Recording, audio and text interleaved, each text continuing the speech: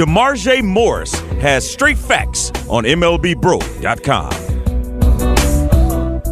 Offensively, it has been a very good 5-game run for Taylor Trammell. The Astros left fielder has 8 hits, 4 runs scored, 3 RBI, and 2 stolen bases in his last 5.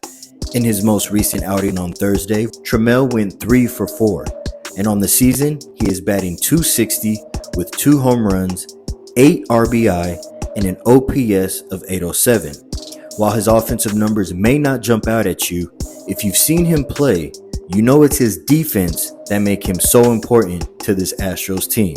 Much love, y'all. This is DeMarjay Morris bringing you straight facts right here on MLBBro.com. For more, right now, go to MLBBro.com.